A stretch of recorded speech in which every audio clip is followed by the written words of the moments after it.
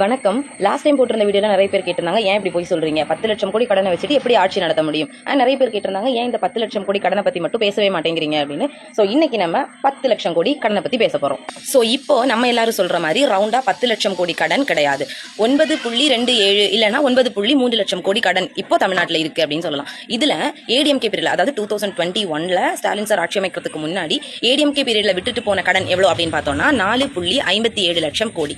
இந்த 2021 அப்புறம் ஸ்டாலின் சாரோட ஆட்சியில் டிஎம்கே பீரியட்ல பழைய கடனுக்கு மட்டும் 1.85 லட்சம் கோடி வந்துட்டு வட்டி கட்டியிருக்காங்க. ஸோ இவ்வளவும் போக பேலன்ஸ் எவ்வளவு இருக்கு, 2.85 lakh crore இருக்கு.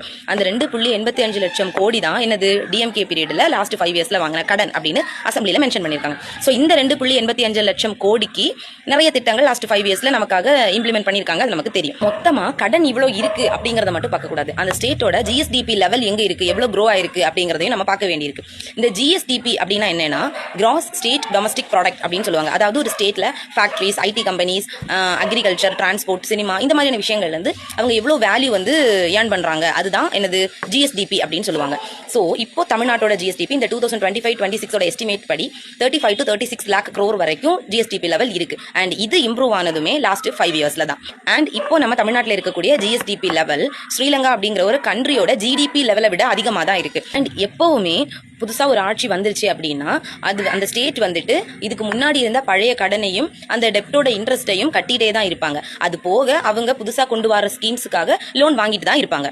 ஸோ இப்படி கடன் வாங்கி வச்சுட்டு போயிட்டாங்க, கஜனாவை தொடச்சி வச்சுட்டு போயிட்டாங்க அப்படின்னு கதை விடுறதை விட்டுட்டு, கமெண்ட் பாக்ஸ்ல வந்து கதறதை விட்டுட்டு கொஞ்சம் டைம் எடுத்து ரிசர்ச் பண்ணி பாருங்க விஷயங்களை.